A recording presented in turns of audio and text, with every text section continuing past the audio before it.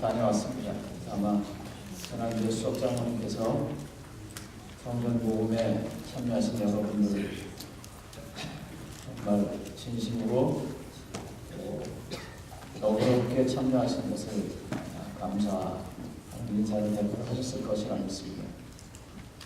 모금이 끝나고 난 다음에도 여러분들이 다시 또 모금에 참여하고 계십니다. 그래서 아마 제가 어린 짐작으로는 대략 한 80만 분 정도가 우리가 이번에 모금된 것 같고, 모금에 참여하신 분들은 거의 80명 정도 되는 것 같습니다. 하나님께서 어떤 형태로든 그것이 아주 큰 자극이든 아니면 정성스러운 기도이든 아니면 깊은 관심이든 하나님의 나라의 건축을 위해서 수고하는 모든 분들에게 축복 주시기를 간절히 바랍니다. 이 목회자는 어떻게 보면 사람들의 관심의 중심에 서 있습니다. 어제 친구가 저한테 문자를 보냈습니다. 목사님 친구인데 집을 샀다면서 돈이 어디 있어서 집을 샀어? 그래요. 그래서 헛소문이겠지? 밑에다 그렇게 썼어요. 제 사정을 하니까요. 그래서 아니 집 산 건 맞지? 집 주인이 샀지? 그리고 내가 어디 새 사러? 그랬어요. 예, 집 주인이 사고 저는 새 삽니다. 주인이 제 아들입니다. 아이가 자기 집은 사지 않냐고 목회를 하는 부모가 편안하게 사는 것이 자기의 행복이라고 하면서 지 집을 안 사고 제 집을 제가 살 집을 지 이름으로 샀지만 사는 바람에 들어갔습니다. 제가 하려고 하는 얘기는 이 다음부터입니다. 이사를 하는데 저도 굉장히 건축원금이 내고 싶은데 삶이 빡빡합니다. 그래서 어떻게 해야 되나 하고 이제 날짜는 자꾸 다가오고, 그래서 이사를 혼자 손으로 다 했습니다. 이 사람 저 사람 도움 받아가면서 유월차 하나 빌리지 않냐고 다 했습니다. 그리고 거기서 나올 수 있는 모든 것들을 다 합쳐서 하나님께 드렸습니다. 성도님들이 보나마나 저보다 더 형편이 어렵고 힘드실 텐데 저보다 훨씬 더 힘들게 드렸을 것이라고 제가 압니다. 감사합니다. 우리가 어제 저녁에 매주 금요일날 저녁에는 우리가 성전 모금을 위한 기도회를 계속합니다.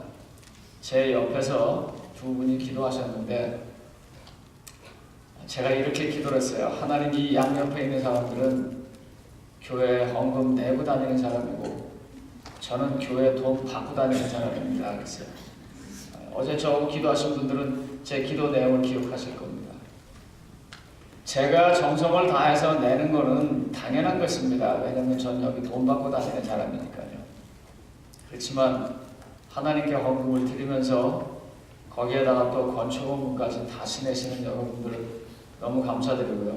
이 일 저 일로 많이 기도하시고 관심 가지시겠지만 또 성전 건축을 위해서 많이 관심 갖고 기도해 주시는 여러분들에게도 또한 감사드립니다.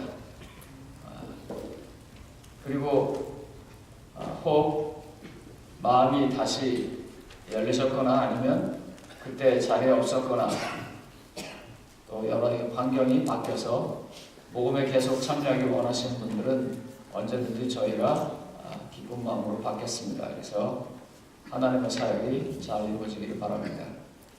지난 금요일날은 제가 아침에 걸어서 교회를 갔습니다. 어제입니다.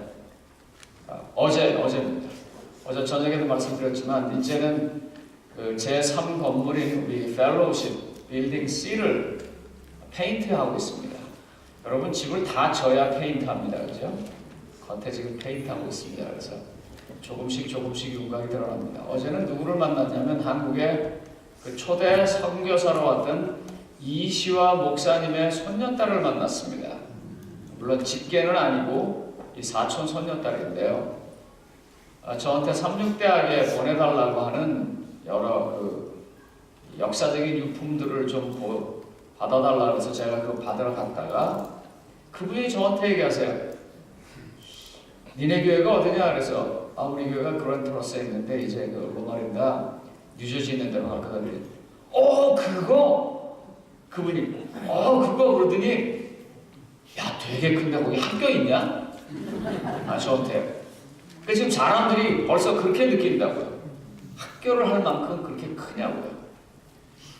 그리고 연세 드신 분들에게 제가 부탁을 좀 드리겠습니다. 다음에 집 정하실 때 제발 집 좋고 산 좋고 물 좋은 데를 기준으로 해서 정하지 마시고 교회 가까운 데로 정해주시기 바랍니다. 여러분 여기서 아멘 하셔야 돼요. 왜요? 여러분들이요 가장 정규적으로 이 규칙적으로 많이 가는 데가 어디겠어요? 이제 교회예요. 자식 집도 여러분들 일주일에 한 번 안 가세요? 가세요? 못 가요. 그러니까 그 옆에 빈터도 있고 또 주변에 집들이 있으니까는요 딴 데 가시지 말고 그쪽으로 가시고요. 어제도 말씀드렸지만 바라기는 제발 우리 교회하고 이준원 장로 쉼터 그 사이에 있는 그 공터 누가 좀 꼭 좀 사주시기 바랍니다. 거기가 그게 참 좋고 그 뒤도 좋습니다. 저는 오늘 하나님의 한 사람을 이루며라는 제목으로 하나님 말씀을 대언하고자 합니다. 오늘 읽은 성경 본문은 사무엘상 16장 7절입니다. 여호와께서 사무엘에게 이르시되 하면서 하는 이 말은 아시는 것처럼 사무엘이 이새의 8아들을 향해서 기름 부으러 갈 때 얘기입니다. 아마 이새의 8아들이 다 잘생겼나 봐요. 그리고 첫째서부터 막 불라 그랬는데 아시는 것처럼 다 통과가 안 되고 그 자리에 있지도 않은 다윗이 불리움을 받게 되는 과정에서 나온 말입니다. 그때 하나님이 사무엘에게 이렇게 말해요. 사람의 보는 것과 하나님의 보는 것이 다르다. 나는 중심을 본다. 요즘 그 목사님들 사이에서 이런 일이 있습니다. 그래서 우리가 재미난 일을 한번 했습니다. 이삼종 목사님 재미있는 일입니다. 서부 목사회가 회장을 뽑을 때 있었던 일입니다. 아시는 것처럼 서부 목사회는 무슨 행정단체가 아니고 이 서부 지역에 있는 목사님들이 같이 모여서 기도하고 친목을 도모하는 단체입니다. 근데 모여서 얘기를 하다가 어떤 목사님이 우리 성경대로 하자.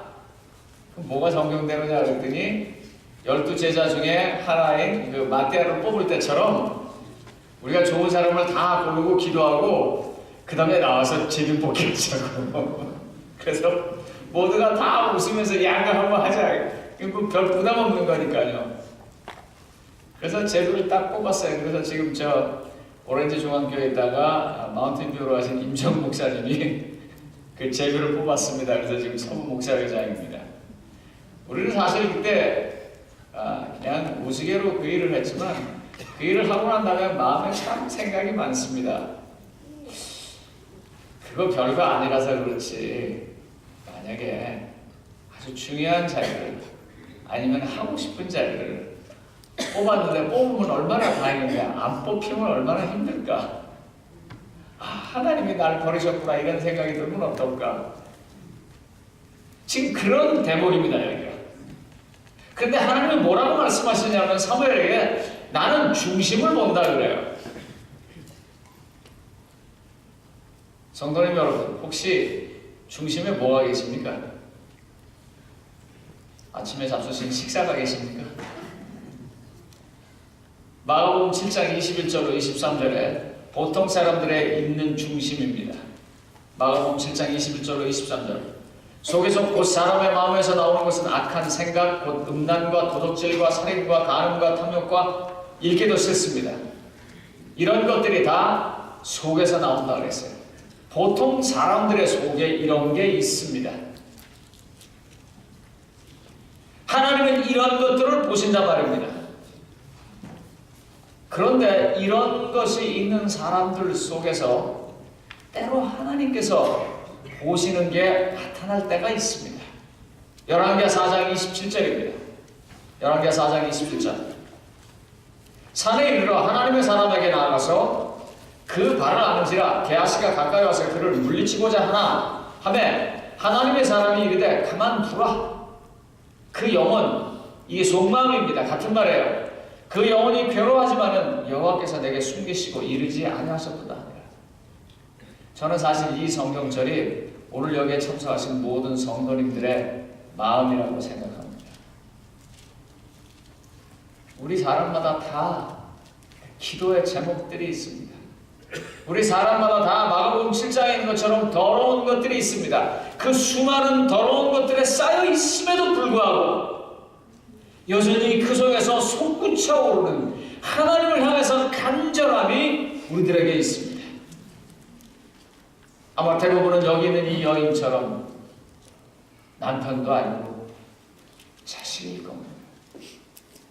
하나님께서 주셨고 하나님께서 키워준 자식이 아이고 머리야 아이고 머리 하다가 죽습니다. 자기의 무릎팍에서 죽어요. 그런데 그가 슬퍼하지도 않고 누구와 의논하지도 않고 오로지 하나님의 사람을 향해서 종에게 말하기를 내가 말하지 않냐면 좌로나 오로나 치우치지 말고 그쪽으로 하라 하고 가서는 그를 붙잡고 있을 때 장면입니다. 하나님은 이런 속마음을 찾고 계십니다. 힘들고 어려우실 때, 답을 모를 때, 어쩌면 내 안에 마가복음 7장에 있는 그런 더러운 게 있어서 자격도 되지 않을 그때 성도님 여러분, 좌로나 오로나 치우치지 마시고 하나님을 향해서 가시기 바랍니다. 하나님을 찾는 사람들은 또 이런 사람들입니다. 열왕기상 3장 26절에 보면은요, 그 산 아들의 어머니 되는 여자가 그 아들을 위하여 마음에 불붙는 것 같아서 함께 하려 청컨대 뭐라고 말해요? 아무쪼록 죽이지 마옵소서. 지금 자기 자식이 아닌 여자는 단 나누자고 말합니다. 이 솔로몬의 얘기입니다. 솔로몬 앞에 두 여인이 왔어요. 한 자식을 놓고 서로 자기의 아이라고 말합니다. 솔로몬이 얘기해요. 잘라서 반씩 가져라. 그때 그 가슴에 하나님께서 바라보시는 게 있는 여자는 그걸 위해서 자기를 포기합니다. 하나님은 이런 사람을 찾습니다. 성도님 여러분, 목회자 6명이서 잘 살 것 같습니까? 절대로 그렇지 않습니다. 그러나 우리 목회자들 6명이 다 서로의 가장 중요한 것들을 포기하고 협력해야겠다고 마음먹기 때문에 긴 시간 동안 로마린다 교회가 조용히 가는 것입니다. 저 만만한 김균상 장로님, 작년에 수석 장로님 하실 때 어떠셨어요? 대답 안 하셔도 돼요. 우리 음악부장님, 작년에 음악부장 하실 때 어떠셨어요? 대답 안 하셔도 돼요. 전 사실요, 홍 장로님 보면 늘 미안해요. 죄송해요. 홍 장로님, 회사 운영하시는 거하고요, 교회 오셔서 수석 장로 하시는 거하고 어떤 게 더 쉬우세요? 웃음으로 대답하세요. 그런데 하나님은요, 함께 살아가기 위해서 자기의 가장 소중한 것을 포기하는 사람을 찾습니다. 생명을 살리기 위해서 자기의 가장 소중한 것을 포기하는 사람을 찾습니다. 성공하는 집의 자녀들을 가만히 보면 그 자녀만을 위해서 몰두하고 그 자녀만을 위해서 모든 것을 다 흔히 말하는 올인한 또 다른 가족들이 대부분 있더라고요. 그게 부모님이 됐든 그게 형제가 됐든 그게 조부모님이 됐든 그를 위해서 미친 듯이 기도하고 모든 것을 다 그에게 쏟아붓고 자기는 온데간데 없이 사라지는 그 사람들 때문에 저는 저희 교회가 이와 같이 성장하고 또 큰 건물을 지어가면서 갈 수 있는 가장 큰 원인은 바로 그런 사람들 때문이라고 생각합니다. 자기의 큰 재물이 아깝지 않냐고, 자기의 긴 시간이 아깝지 않냐고, 생명을 살리기 위해서 자기를 포기하는 것처럼 하나님의 교회를 위해서 자신을 내려놓는 사람들 때문에 하나씩 둘씩 교회가 세워졌다고 생각합니다. 바로 이런 사람들을 하나님은 찾고 계십니다. 엘렌 화이트 여사의 자서전 176쪽에 이런 말이 있습니다. 하나님께서 내가 괴로울 때 너를 즉시 도우시는 분이 되실 것이다 라고 말하였다. 이때가 뭐냐면요, 제임스 화이트이 굉장히 건강이 안 좋았어요. 시조사에 글도 써야 되고 운영도 해야 되고 막 뒤죽박죽 자기의 삶에 막 모든 게 있을 때요. 여러분, 이럴 때 어떠세요? 혹시 여러분 그런 시간이 있으셨어요? 차라리 사는 것보다 죽는 게 더 낫겠다 그런 생각 드실 때 있었어요? 아, 이래서 하나님께서 내게 죽음을 주시나 보다 그런 생각 드실 때 있으세요? 있으셨을 거예요. 미세스 화이트이 바로 그럴 때입니다, 지금. 그런데 하나님께서 내가 괴로울 때 너를 즉시 도우시는 분이 될 것이다 라고 말해주셨다 그랬어요. 하나님을 찾는 사람들은요, 자기를 포기하는 삶이 굉장히 힘들고 어려워도 하나님께서 자기를 지켜주시고 도와주실 것을 알기 때문에 그 길을 걸어가는 것입니다. 어떤 때는요, 그런 결과가 나올 때가 있습니다. 하나님께서 이쪽으로 결정해 주셔도 좋고 저쪽으로 결정해 주셔도 좋다. 그럴 때는 아주 너그러운 마음으로 주님 뜻대로 하겠습니다. 그렇게 해요. 제가 가만히 보면은요, 제 삶에서요. 그런데 어떤 때는요, 앞에 놓여 있는데 하나는 100이고 하나는 0일 때가 있습니다. 하나님께서 이걸 주시면 내게 모든 걸 다 주시는 것 같고, 하나님께서 만약에 저길로 가라 그러면 난 모든 걸 다 잃을 것 같아요. 그러나 하나님은 그때도 그 영에서부터 다시 도울 것이라는 믿음으로 살아가는 사람들을 찾는다는 말입니다. 그래서 하나님의 나라는요, 영에서부터도 시작할 수 있는 것이기 때문에 로마서 14장 17절에 이렇게 말했습니다.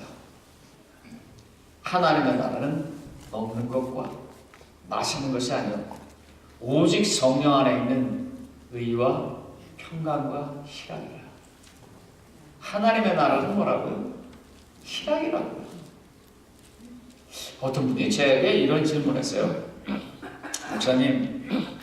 목사님 삶에서 행복했던 때가 언제세요? 한번 좀 곰곰이 생각해 보십시오. 대답 안 하셔도 됩니다. 혹시 삶에서 행복하셨던 때가 언제세요? 아니면 지금도 행복하세요? 그래서 제가 그 질문을 받고 생각을 해봤어요. 내가 행복할 때가 언젠가 그랬는데, 제가 의미 있는 시간들은 꽤 많이 있었는데 행복했던 시간이 별로 없었던 것 같아요. 바쁘게 일을 하고 성취하고 그것 때문에 기쁘고 또 다른 어떤 의미를 잡고 또 목표를 잡고 막 가는 그런 날들은 굉장히 많았었는데 행복했던 시간이 별로 없었던 것 같아요. 기뻤던 시간이 별로 없었던 것 같아요. 그래서 제가 반성했어요. 하나님의 나라는요, 있고 없는 것으로 결정되는 게 아니기 때문에, 성령 안에서 의와 평강과 희락이기 때문에 크리스천들은 기뻐해야 합니다. 혹시 여러분 드렉슬 유니버시티라고 아십니까? 텍사스에 있는 사베르 유니버시티 아세요? 이 캐더린 드렉슬이라는 사람이 세웠고 또 그와 관련된 사람들이 세운 학교입니다. 캐더린 드렉슬은 필라델피아 출신인데요. 1956년인가 94세인가 95세로 돌아가신 천주교의 성도입니다. 그가 자기 아버지, 그 당시에 거부했던 자기 아버지로부터 $1,400만 유산을 물려받습니다. 지금 돈으로 따지면 아마 14억 불 아니면 뭐 그 이상 되는 돈입니다. 1900년대 초반에 물려받았습니다. 그런데 그가 어떻게 했는 줄 아세요? 그 돈을 다 사회에다 기부했습니다. 그래놓고 그는 섬으로 가가지고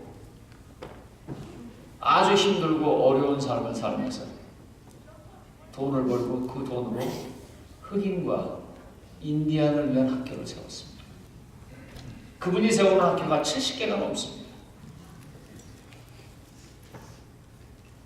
아마 텍사스에 있는 사베르 유니버시티는 일본의 최초로 선교사로 간 사베르 이 제수이트파의 수사입니다. 그 사람의 이름을 따서 그런 마음으로 한 것 같아요. 왜 그랬을까요? 하나님의 나라는 먹는 것과 마시는 것이 아닙니다. 성령 안에 있는 의와 평강과 희락 때문입니다. 하나님은 그런 사람을 찾는 거예요. 하나님을 만나는 사람은 그런 사람인 것입니다.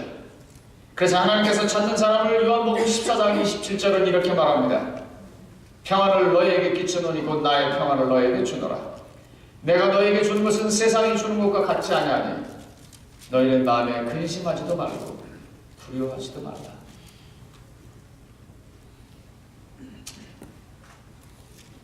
사실 여러분들과 함께 이렇게 지나면서 이렇게 조금씩 옥죄어오는 듯한 느낌을 받을 때가 많습니다. 이강수 목사님 아시는 것처럼 수술하시고 지금 집에서 요양 중이시고요. 또 이거 제가 이야기해야 되는지 모르겠는데 조한근 목사님 사모님 지금 편찮으셔서 못 나오십니다. 이분들 다 예전에 아주 건강하셨고 노래 잘 하시고 사회활동 열심히 하셨는데 이 시간의 흐름이라는 조임이 조금씩 다가오면서 우리 옆에 있던 사람들이 하나씩 둘씩 우리 곁을 떠납니다. 그리고 그 운명이 우리도 예외가 아니게 다가온 것을 우리가 알고 있습니다. 그런데 하나님은요, 우리에게 이렇게 명령하십니다. 그래서 하나님을 찾는 사람은요, 마음에 근심하지도 말고 두려워하지도 말라고 말해요. 왜냐하면 하나님께서 주시는 평안은 세상이 주는 것과 같지 않기 때문입니다. 얼마 전에 제가 한 사람 만났습니다. 저는 아마 그 사람하고 교제를 좀 더 해야 될 것 같아요. 이분은 물을 연구해가지고 무슨 뭐 병도 낫게 하고 뭐 식물도 크게 하고 무슨 뭐 그런 걸 공부하는 사람이에요. 아시는 것처럼 대한민국에서 제일 좋은 대학에 공과대학을 나오신 분입니다. 제가 언제 우리 교회도 한번 오시라고 그러더라고요. 제가 그분한테 물었어요. 선생님 그렇게 긴 공부를 하는데 선생님의 이 공부의 끝, 다시 말하면 선생님의 인생의 목표가 무엇입니까? 그랬어요. 저는 그분이 그때 이걸 해서 큰 사업을 한번 해보고 싶다든지 큰 상을 한번 받고 그런 소리가 나올 줄 알았어요. 그랬더니 이분이 한다는 말이 목사님 제가 보니까요 사람 사는 게 이렇네요. 그저 크게 만들고 맛있게 만들고 많이 팔리게 만들어서 돈을 벌려고 하고 또 그걸 사먹는 사람들은 그게 좋은 건지 나쁜 건지도 모르고 그걸 먹다가 병이 걸리면 병원에 가서 수술이 필요하면 수술이 필요하고 약이 필요하면 약을 쓰고 그래서 병을 낳는데 근본적인 건 고치진 않네요. 하나님이 처음에 우리하고 살 때는 그렇게 살라고 안 했을 텐데 에덴 동산에서 하나님께서 제일 먼저 뭘 주셨을 때 그 모습처럼 한번 내가 살아보고 싶어요. 난 조그만 농장 하나 짓고 그 농장에서 그런 거 만들어서 그렇게 닭도 길러보고 그런 달걀도 먹어보고 그런 사과도 키워보고 난 그냥 그렇게 살고 싶어요. 그의 소박함이 저한테 큰 감동이 왔습니다. 하나님이 주시는 것은 어쩌면 그런 것일지 모릅니다. 세상이 주는 것과 전혀 다른 것이요. 그래서 이런 것을 받아서요, 무장된 사람들은요, 속마음이 이렇게 하나님이 있는 사람들은요, 이런 평안이, 이런 당당함이 있습니다. 사도행전 24장 24절로 26절입니다. 수일 후에 벨릭스가 그 안에 유대 여자 드루실라와 함께 와서 바울을 불러 그리스도 예수의 도를 듣거늘. 바울이 지금 뭐라고 말해요? 나는 여기서 제일 먼저 성경에 왜 바울이 의화했는지 참 신기하기도 하고 참 여기서 감동받기도 합니다. 바울의 신분이 현재 뭔가요? 죄인입니다. 그런데 죄인인 주제에 지금 자기가 의에 대해서 얘기할 수 있어요? 말도 안 되잖아요. 그런데 성경은 성령이 말입니다. 여기에 딱 뭘 짚냐면 바울이 이야기하는 제일 먼저 내용이 의라고 얘기를 하고 있어요. 세상은 비록 그에게 수갑을 채우고 세상은 비록 그에게 죄인이라고 감옥에 있는 사람이라고 신문 받아야 할 사람이라고 말할지 모르지만 하나님이 그 안에 있는 사람은 그 당당함 때문에 의에 대해서 말하는 것입니다. 그런데 이 반대 벨릭스라는 사람은 어떻습니까? 이 사람은 총독입니다. 지난번 설교할 때도 말씀드렸지만 이 벨릭스는 특별히 돈을 좋아하던 사람이라서 이것 때문에 총독자들을 그만두는 사람입니다. 그는 총독이고 그는 재판장입니다. 그는 결정권자예요. 요즘 말로 말하면 그는 갑입니다. 그런데 하나님의 평안이 그에게 없기 때문에 그는 두려워하고 있습니다. 그는 두려워하고 있다. 성도님 여러분들, 의사 선생님 오셔서 피검사 받아보자고 그러면 어떠세요? 네, 안 좋죠? 두렵죠? 왜요? 죽을까봐. 그렇다고 안 죽는 거 아닙니다. 하나님 안에서 속마음에 하나님이 있는 사람은 의와 절제와 장차 오는 심판을 당당하게 이야기하는 사람들입니다. 그게 누구든지 상관없이요. 그래서 하나님께서 찾는 사람들의 현실의 땅에서 삶은 이렇습니다. 데살로니가전서 5장 18절입니다. 우리가 잘 아는 성경절이죠. 범사에 감사하라. 이것이 그리스도 예수 안에서 너희를 향하신 하나님의 뜻입니다. 전 특별히 이 부분이 참 마음에 와닿아요. 범사에 감사하라. I suggest you. 내가 너한테 그렇게 하기를 제안한다. 이렇게 말하지 않았어요. I recommend you. 내가 너한테 그렇게 하기를 좀 권장한다. 그렇게 말하지 않았어요. I advise you. 내가 너한테 좀 그렇게 하기를 조언하면 그렇게 말하지 않냐고 뭐라 했어요? This is the will of God. 이것은 하나님의 의지이고 뜻이다. 다시 말하면 하나님의 계획이고 우리가 살아가야 할 destiny, 운명인 것입니다. 뭐라고요? 범사에 감사하는 것이요. 왜요? 하나님의 희락과 평강은 세상 것이 아니기 때문입니다. 비록 우리가 백과 영이 주어진 상황 속에서 하나님의 명령에서 백이 아니라 영을 선택하는 일이 있다 할지라도 하나님께서 함께 하시기 때문에 감사하는 것입니다.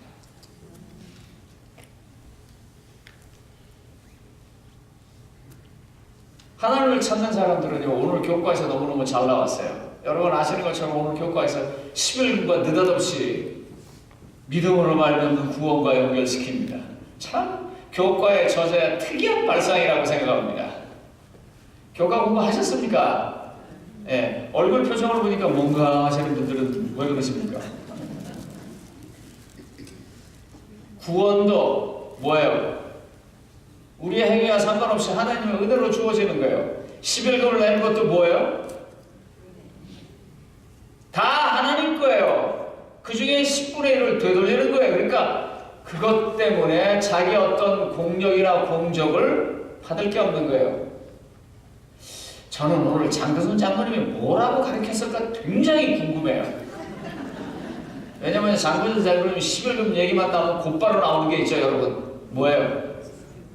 아, 왜 학교에서 11금만 얘기합니까? 성자원금도 좀 해야지. 그 소리 하셨어요? 안 하셨어요? I'm sure you did. 그죠? 성도님 여러분, 하나님이 안에 있는 사람들은 예수 그리스도 안에서 뭐가 하나 있어요. 에베소 2장 8절입니다. 너희는 그 은혜로 인하여 믿음으로 말미암아 구원을 받았으니 이것은 너에게 난 것이 아니고 뭐라고요? 하나님의 선물이라고요. 이 땅에서 50년, 60년, 70년, 80년, 90년, 100년 이렇게 살아가는 삶 말고 영원한 구원이 우리의 행위와 상관없이 하나님의 의지와 결정에 의해서 선물로 주어졌기 때문에 하나님은 어떤 때는 100, 어떤 때는 제로, 그런데 너를 위해서 너는 제로를 선택하라고 말씀하시고도 뭐라고 말해요? 너 기뻐하라고 말해요. 그건 내 뜻이라고 말해요. 제가 한번 말씀드렸죠. 아브라함이 이삭을 드리는데 하나님의 팔이 그를 붙잡지 않냐고 이삭이 거기 죽었어도 아브라함은 그렇게 했어야만 했다고요. 왜요? 이삭의 삶은 그것으로 끝나고 하늘나라에서 다시 만날 것이니까요. 그래서 그런 삶이라고 아브라함은 기뻐하고 감사해야 하는 것이 하나님의 뜻인 것처럼 하나님의 사람들은 하나님께서 우리에게 주신 구원 때문에 선물로 주어진 그 구원 때문에 항상 감사하고 기뻐하고 살아야 하는 것입니다.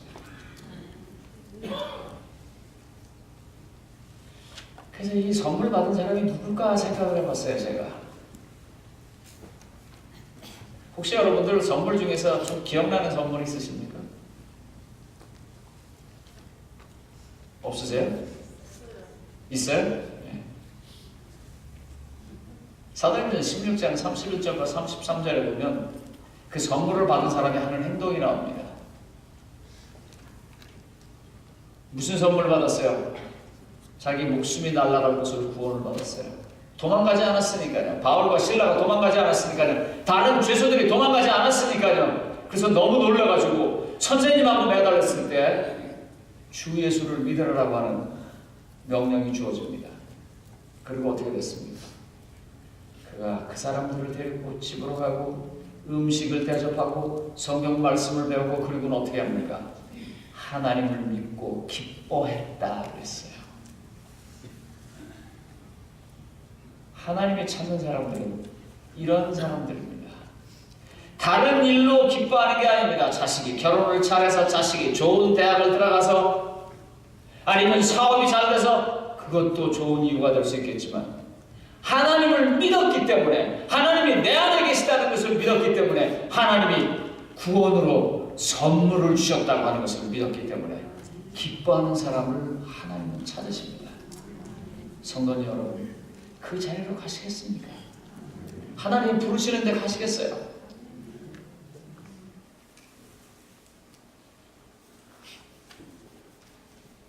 한 성경절 넘어가겠습니다. 마태복음 11장 12절입니다. 시간이 됐기 때문에 마태복음 11장 12절에 보면 침례요한의 때부터 지금까지 천국은 뭐요? 침노를 당하나니 침노하는 자는 빼앗느니라. 하나님께서 우리에게 이와 같이 기쁨을 주시고 선물을 주시고 그걸 마음에 간직하라고 말하는 그 천국은요, 가서 달라고 움켜쥐는 사람에게 믿음의 손으로 잡는 사람에게 주어진다고 약속했습니다. 하나님은 그걸 붙잡는 사람들을 지금도 찾고 계십니다. 그 중심에서 그것을 간절히 영원하는 사람들을 찾고 계십니다. 오 여러분들, 아니 반드시 여러분들 그 자리에 가시지 않으시겠습니까? 말씀을 마치겠습니다.